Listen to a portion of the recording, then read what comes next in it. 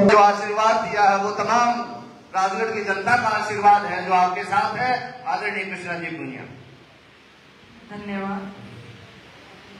आज संविधान बचाओ इस सभा में विशेष तौर से मैं आदरणीय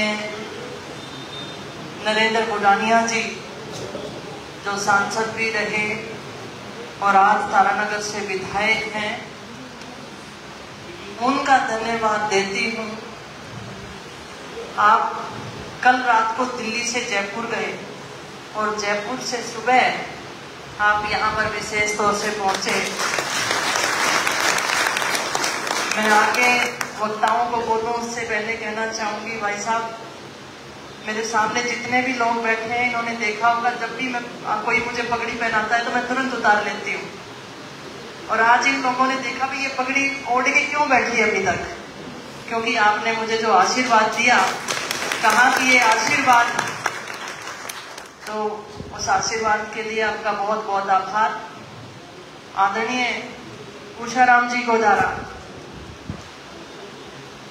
आप सुजानगढ़ रतनगढ़ होते हुए यहाँ पधारे और जैसे ही मैंने आपसे मुलाकात की आपने कहा कि मैं जरूर आऊंगा, आप बुला रही हूँ। ठीक उसी तरीके से बड़े भाई मनोज जी मेघवाल जो आप भी सुजानगढ़ से पधारे हैं, बोले समय बता दो उस समय तक पहुंच जाएंगे। आपने जो आशीर्वाद दिया है उसके लिए और इन साथियों का जो मनोबल बढ़ाया है उसके लिए आपका बहुत बहुत धन्यवाद। साथ ही मौजूद यहाँ पर आदरणीय कमला कसवा जी और विशेष तौर से मैं यशपाल जी गहलोत जी का भी धन्यवाद देती हूँ। आप बीकानेर जिला अध्यक्ष हैं और बीकानेर पूर्व से 2023 में आप कांग्रेस पार्टी के प्रत्याशी रहे, चुनाव लड़ा। और सबसे ज्यादा अगर और बात की जाए तो साजिद जी की भी मैं करूंगी कि समय समय पर एक विधानसभा प्रभारी होने के नाते जो कि आप यहाँ समय दे रहे हैं पार्टी को मजबूत देने के लिए, और यूथ कांग्रेस के अध्यक्ष भाई आसिफ जी, ब्लॉक अध्यक्ष सम्मानीय अशोक जी, सम्मानीय सीताराम जी और हमारी चेयरमैन साहिबा बैठी हैं रजिया जी गहलोत, मंच पर उपस्थित समस्त हमारी पार्टी के सरपंच साहिबान, जिला कांग्रेस कमेटी में सभी पदाधिकारी और बीडीसी के सदस्य हमारे बीच में मौजूद हैं, जिला परिषद का जिन्होंने चुनाव लड़ा और बीच में हमारे पार्षद साथीगण भी हैं, अग्रिम संगठन के जो हमारे ब्लॉक अध्यक्ष की कार्यकारिणी है, मीडिया के साथीगण हैं और हमेशा की तरह इस कार्यक्रम की सफलता जिनके कंधों पर है, जो मेरे सामने मौजूद सादुलपुर विधानसभा क्षेत्र के सभी कार्यकर्तागण, आपका हार्दिक अभिनंदन करती हूँ, स्वीकार करती हूँ। आप सबने इतना समय दिया और मैं अपनी बात शुरू करूं उससे पहले मैं कहना चाहूंगी कि सम्मानीय बुडानिया साहब हमारे मुख्य अतिथि के रूप में सबसे बात में बोलेंगे। हर एक आदमी को उनको सुनना है। आप वैसे कभी उठते नहीं है बीच में, मुझे पता है सादुलपुर की सभा में कोई व्यक्ति बीच में से उठ के नहीं जाता है, ये खासियत है। आपके बोलने के बाद हम एसएम साहिबा को ज्ञापन देंगे। सभी व्यक्तियों को साथ चलना है। मैं आप सब लोगों के साथ पैदल चलूंगी और वहां ज्ञापन देंगे। संविधान बचाओ रैली या संविधान बचाओ जो हमारे प्रोग्राम पार्टी की तरफ से चल रहे हैं, माननीय मल्लिकार्जुन खड़गे साहब ने शुरुआत जयपुर से की। माननीय राहुल गांधी जी हमारे नेता जो हैं वो आज हर परिस्थिति में हर वर्ग के साथ खड़े हैं। सड़क से लेकर संसद तक इस हटीली सरकार को हर मुद्दे पर घेरने का काम करते हैं। और वो जवाब आपने देखा होगा कि राहुल गांधी जी कहते हैं कि किसकी कितनी भागीदारी,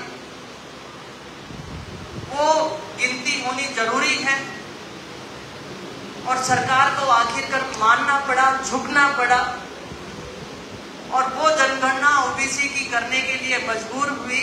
ये एक हमारी बहुत बड़ी जीत है। और जैसे पहले साथियों ने कहा था, तीन काले कानून के खिलाफ भी जिस तरीके से कांग्रेस लड़ी थी और हम विजयी हुए, उसी तरीके से संविधान बचाओ इस रैली का मुख्य मकसद यही है कि जब सरकारें बनती हैं तो वो गरीब आवाम के लिए, मजदूर के लिए, दलित के लिए, हर वर्ग के लिए जन कल्याणकारी योजनाएं निकालती है।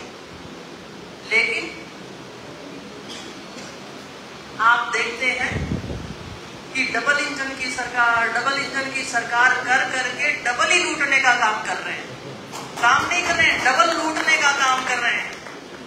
पीछे जब राजस्थान में कांग्रेस की गवर्नमेंट थी तो आप देखते हैं कि जब बजट घोषणा होती थी कि राजगढ़ को नाम 2 बार आयो, 3 बार आयो, 4 बार आयो, ये बापा देखा आवे को नहीं आवे, है कि नहीं है? नहीं आ रहा है ना। और 3 सड़कें चौड़ाईकरण का काम जो हुआ, हमें भी पता है, नेताओं को भी पता है कैसे हुआ है। वे सारा अब आपके नाम पर छप्पन लाग रहे हैं और कोई विशेषता नहीं मिली और कोई बड़ा काम नहीं मिला इनको। तो आप देख सकते हैं कि कितने बुरे हालात यहाँ पर बने हुए हैं। अगर दलित समाज की बात की जाए, संविधान में बाबा साहब अम्बेडकर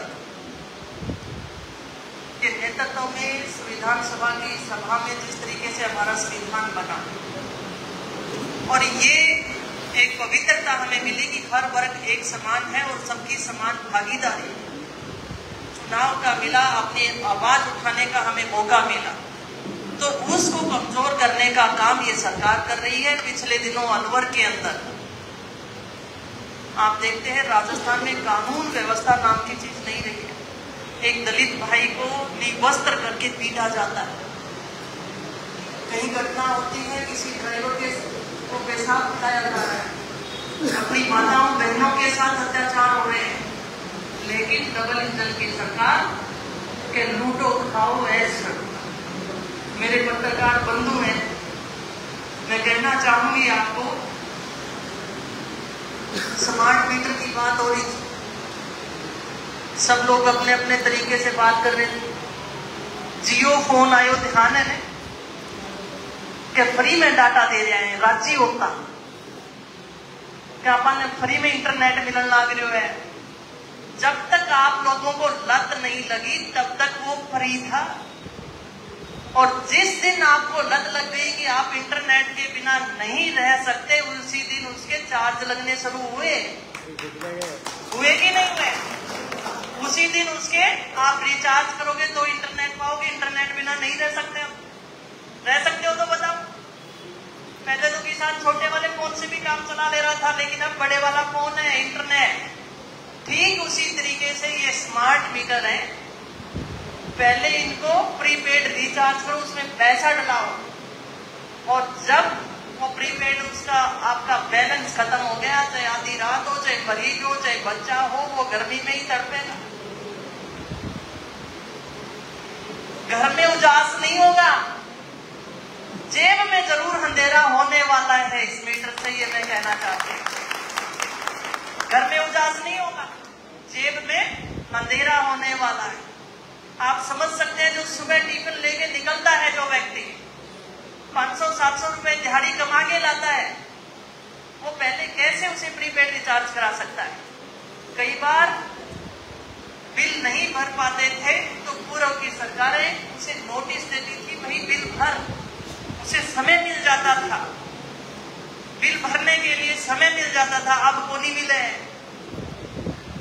स्मार्ट मीटर की जो स्पीड है ना, देखो ने हाई स्पीड ट्रेन आओगी, कौन सी बुलेट ट्रेन, बुलेट ट्रेन तो आई को नहीं, बुलेट ट्रेन पर की स्पीड को मीटर जरूर थारा करना है। तो एक विरोध कर लो है गांव के अंदर, ये लगे कि जब हमारे मीटर सही है तो क्यों बदले जा रहे हैं? जब खराब हो गया तो 20-25 हजार रुपए की लागत कौन भरेगा? अब तो 500-700 रुपए में चेंज हो जाता है, और मजदूर वर्ग के लिए तो 700 भी मुश्किल लगते थे, वो कैसे भरेगा? तो बिना बिजली के रहने वाले हो, ये बिजली पूंजीपतियों को इस सरकार ने, डबल इंजन की सरकार ने बेच दी है, और स्मार्ट मीटर के नाम से आपके घरों के अंदर आपके ऊपर निगरानी करने जा रही है। तो इसका हमें डटकर हम विरोध करते हैं। साथियों, मैं कहना चाहूंगी, जो हमारा किसान वर्ग है, वो पीड़ित थी। पिछले दिनों ओलावृष्टि हुई, जिसके ऊपर हमने धरना भी दिया, ज्ञापन भी दिया, पुतला भी फूंका, लेकिन उसके ऊपर कोई चर्चा ये सरकार नहीं कराना चाहती। किसान को आज तक नहीं बताया गया कि कितने % खराबा उनकी फसल का हुआ है, आज तक नहीं बताया गया। सम्मान निधि के रूप में 12,000 देने की बात करते हैं, लेकिन कुछ नहीं मिल रहा है। और बाजरे को समर्थन मूल्य पे खरीदने की बात थी, नहीं मिल रहा है। बिजली समय पर हमें नहीं मिल रही है। वो बात सही कह रहे, आप नहर जोड़ दो और तो किसान को जरूरत नहीं थी, लेकिन ये गरीब को और गरीब कैसे किया जाए, उसे कैसे सताया जाए, वो इस तरीके की योजना लाकर इस प्रदेश की जनता के ऊपर अतिरिक्त भार सौंपना जा रही है। और कहते हैं कि जब लोकतंत्र में जनता मूक दर्शक हो जाती है, चुप्पी धारण कर लेती है, तो तानाशाही जन्म लेती है। तो इसलिए हमें इस तानाशाह को भगाने के लिए एकत्रित होना होगा। साथ ही मैं कहना चाहूंगी 25-15 लाख रुपए हर खाते में आने वाले थे, आए क्या? कभी जिक्र होता है उसका? कोई भी जिक्र करता है इनका? मंत्री, MLA या चुनाव लड़ा हुआ व्यक्ति, मिनिस्टर, चीफ मिनिस्टर, प्रधानमंत्री, कोई जिक्र नहीं करता है। 2 करोड़ प्रति वर्ष युवाओं को रोजगार देने की बात करने वाली सरकार रोजगार के बारे में बात नहीं करती है। करती है तो बताओ। और जो लोग ये कहते थे सत्ता में आए राजस्थान में कि ASI की जो भर्ती है वो निरस्त करेंगे, आज कर पाए क्या? कि ना, मैं तो चुनावी जुमला हाँ मैं करूँ पहुंचावा। कोर्ट में मना किया इन लोगों ने। जब कोर्ट ने जवाब मांगा तो इन लोगों ने मना किया है कि इसके ऊपर पुनः विचार होना चाहिए। तो ये सिर्फ सत्ता में आने के लिए इस तरीके के कार्य करेंगे। आज थे सारा जना विचार करो मन मेरो है गाँव में हो जाए, लेकिन चुनाव के समय यह चीज थारे ध्यान रहनी चाहिए कि भारतीय जनता पार्टी किस तरीकों हमारे साथ कुठाराघात करने का काम कर रही है। राजस्थान की कैबिनेट मिनिस्टर हैं किरोड़ी लाल जी मीणा, एक न्यारी बात चाहती है, हर जगह भी छापे मार रहे हैं, खाद नकली, यूरिया नकली। अरे भाई आपका विभाग क्या कर रहा है? बीज नकली। आपके विभाग के जो अफसर है वो क्या कर रहे हैं? और अगर आप हर रोज पकड़ रहे हो तो कितनों में कार्रवाई आपने की है, कितनी फैक्ट्रियां आपने बंद कराई हैं? ये सब क्या चल रहा है? एक नोटंकी बनाकर छोड़ दी गई है इस राजस्थान प्रदेश को, जो प्रदेश अपनी एक गरिमा, अपनी प्रतिष्ठा, अपने एक बहुत ही अच्छे इतिहास के लिए जाना जाता था, गौरवमय इतिहास के लिए जाना जाता था, आज एक नोटंकी बनाकर छोड़ दिया है। तो ऐसे लोगों की हाथों में ये सत्ता गई हुई है। साथ ही मैं कहना चाहूंगी दूसरी तरफ आड़े की लोकल बात आप कर ले, एक गलती बस कर लो, क्योंकि आप ही कहे मैं तो गलती पड़े लो विधायक खुद बस कर लो, तो वो तो एकदम निश्चित है कि अपने तो कुछ ले लो। गए हो नहीं है महाराष्ट्र में जाके हमारे जो दलित समाज का वोट है वो बेच के आया है, गया नहीं है, अपना घर भरा है। और बड़े शर्म की बात है कि ऐसे लोग जो भूमि पर कब्जा करते हैं, शराब माफिया है, ऐसे लोगों को विधायक बनाने का काम किया। वे आपकी बात को नहीं उठा रहे, क्योंकि 60-60 में तो काम चल रहे हैं, मैं क्यों लड़ाई लड़ेगा? तो लिए बात ने थाने ध्यान रख लो। एक दिन मैं सवेरे स्टेडियम में ये थे, देखो ऐसा नीले रंग का सिंथेटिक ट्रैक बना हुआ जिसमें 400-500 बच्चे रोज ट्रेनिंग कर रहे हैं। मैं सुबह MLA साहब वहां गई, वॉकिंग कर रही, कुछ लोग और भी कर रहे थे, तो बोले कृष्णा जी के मन में लड्डू फूटा। मैंने किया फूटो? क्या विधायक के मन में लड्डू फूट रही है? मैं कैसे? बोले कि यहाँ आर बार घुमाने लगे। मैंने कहा थे बतायो को नहीं, वो तो गुंडा में अड्डू है। जैसे ये बात पहुंची कि गुंडों का अड्डा हमारे स्टेडियम में, जहां बच्चे इस देश के भविष्य के लिए, इस देश की मान और प्रतिष्ठा के लिए खून पसीना एक करते हैं, उस गरीब का, मजदूर का बच्चा, किसान का बच्चा कांग्रेस सरकार के द्वारा लाई गई आउट ऑफ टर्न पॉलिसी के तहत रोजगार प्राप्त करने के लिए मेहनत करता है, राष्ट्रगान बजाने के लिए मेहनत करता है। जो सही रास्ते जाता है वो बच्चों को गुंडों का अड्डा बताने वाला मिलता है। नाम ही गुंडियों स्टेडियम। आज आदरणीय उडानिया साहब और तुषाराम जी और मनोज भाई जी बैठे हैं। थे आया होगा साकू रोड होते हुए देखा होगा 2 कॉलेज खड़े हैं सरकारी, एक को हेड है और एक हमारी बच्चियों के लिए। शानदार बिल्डिंग है। इतने साल में कभी कॉलेज खोल दे क्यों, सरकारी खोल दे क्यों, खोल दे क्यों? लेकिन आज इस शहर के अंदर कॉलेज है, शानदार बस स्टैंड है। मीडिया के साथ ये कई बार नगर पालिका करते हैं। मैं कहना चाहूंगी एक बार आप अपना कैमरा खोलकर जितने भी काम है जनता का दिखाओ, तब पता चलेगा नगर पालिका ने कितने काम किए, कितने काम किए। हर गलियां शानदार बन रखी हैं शहर की। अफसोस कि 8 महीना और रजिया जी भी अब चेयरमैन को नहीं रहा। जनता ने मेरो ही बोली गई है चेयरमैन को रहे, क्योंकि कार्यकाल पूर्व लियो शहर में यूं है कि कांग्रेस को ही अभी चेयरमैन है। लेकिन इन 8 महीनों के अंदर इस शहर का भी बुरा हाल हो रहा है। कल मैं बाई ट्रेन जयपुर से आई और ये खेल ग्राउंड जो हमारे सीनियर सेकेंडरी स्कूल का है उसे देखा तो रोना आया। उस ग्राउंड को देखा तो रोना आया। वहां पर सीवरेज का पानी पूरे ट्रैक पे फैला हुआ है। वो दिखाएं महोदय, मैं ये कहना चाहती हूँ। आप वास्तव में इस शहर के लिए पीड़ा महसूस करते हैं तो दिखाइए क्या हो रहा है, सही दिखाइए, तब हम मानेंगे क्या हो रहा है।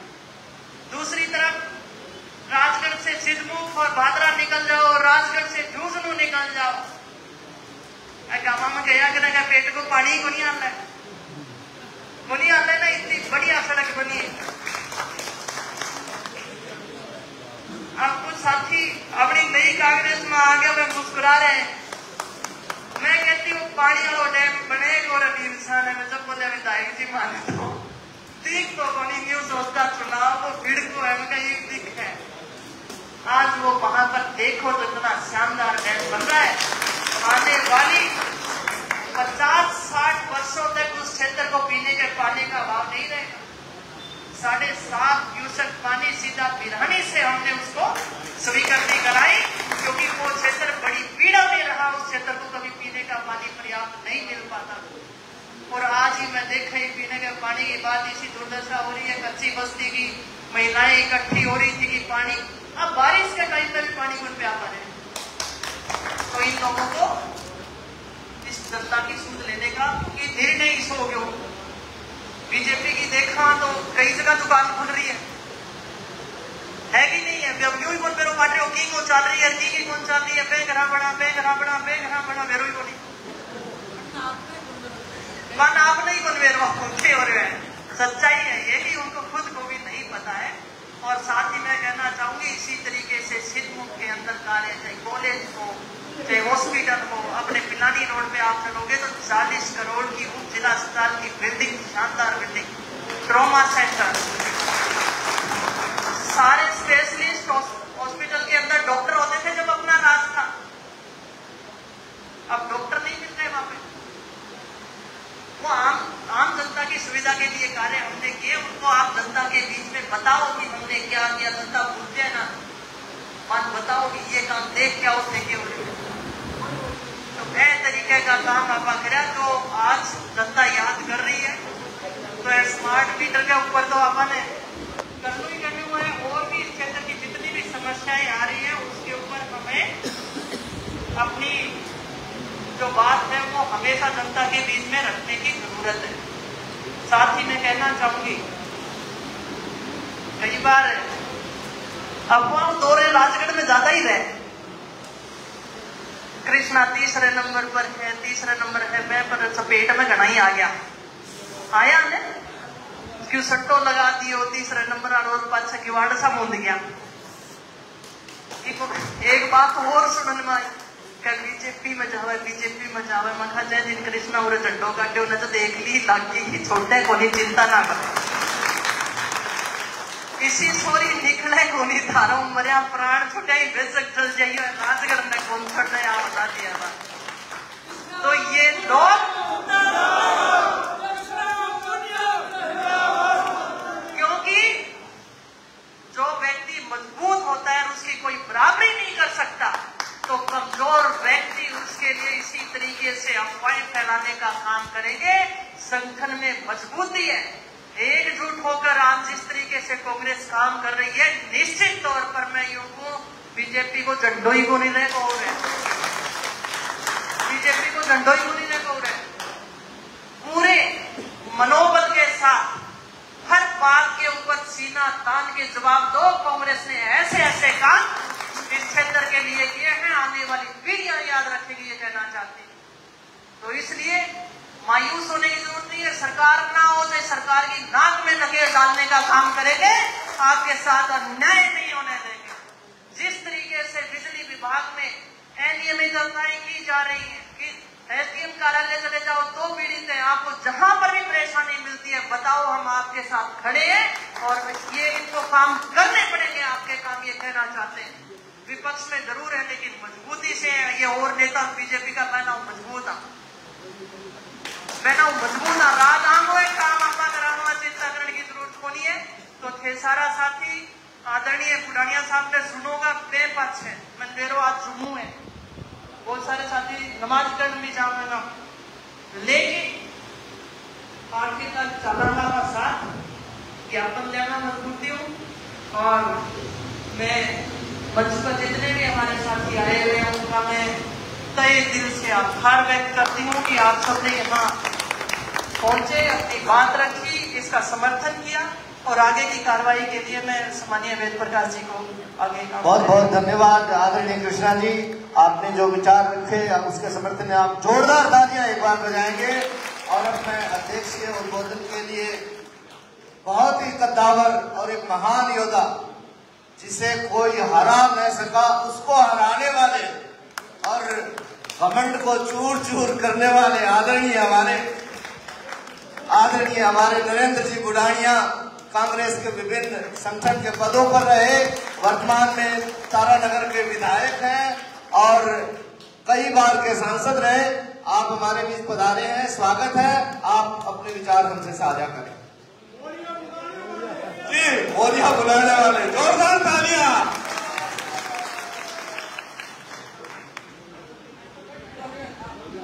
राम राम भाइयों,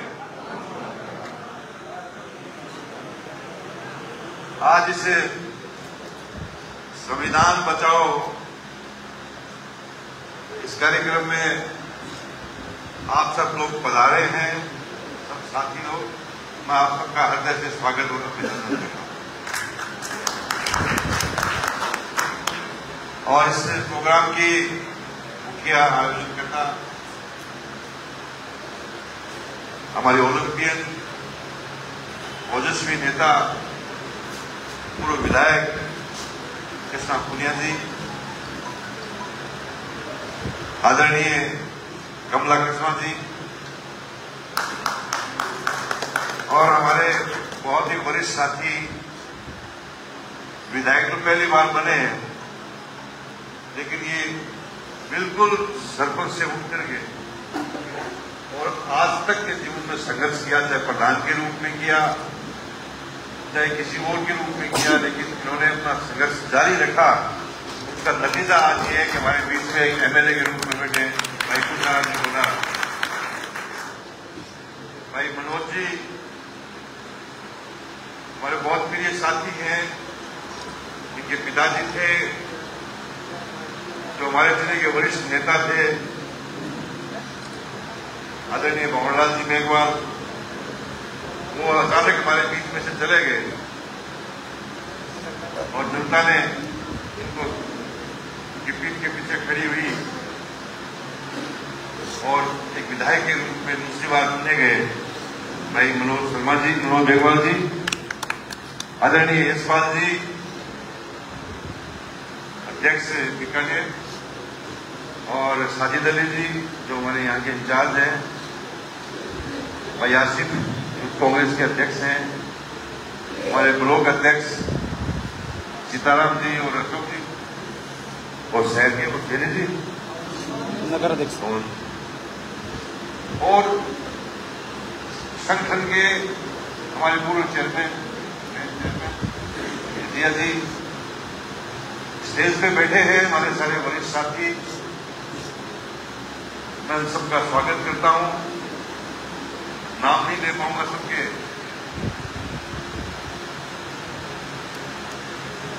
अभी जब मैं यहां आया तो मैंने देखा कि मेरे सारे पुराने साथी मुझे आज मिल गए और मुझे बहुत खुशी हुई, मुझे बहुत प्रसन्नता हुई।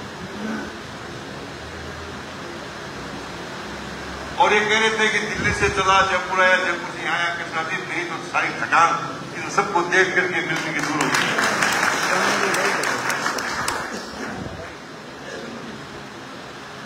साथियों, आज जिस काम के लिए आप इकट्ठा हुए हो वो काम कोई छोटा काम नहीं है, एक बहुत बड़ा काम है, एक बहुत बड़ा चैलेंज हमारे सामने है।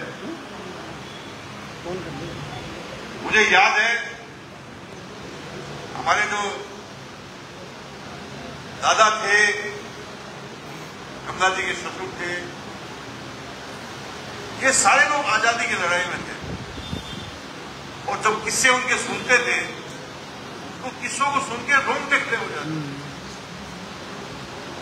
और ये सोचते थे ये किस टाइप के इंसान थे जो आजादी के दीवाने हो गए और जब उन्होंने यातनाएं से ही जेलों में रहे, जूते खाए, लाठियां खाई और यातनाएं से ही झुके नहीं। आजादी का जुनून था और ये जुनून देश के लाखों लाखों लोगों के अंदर था। कितने लोगों ने कुर्बानियां दी आजादी के लिए और एक कुर्बानियों के बाद ही देश आजाद हुआ। और आजादी के बाद, आजादी मिलने के बाद एक बहुत बड़ी जिम्मेदारी इस देश के ऊपर थी, हमारे नेताओं पर, कि देश किस प्रकार से चले, इस देश का विकास किस प्रकार से हो, लोगों का उत्थान किस प्रकार से हो, गरीब को कैसे संभाला जाए। पानी दो, पानी पानी पानी दियो, पानी।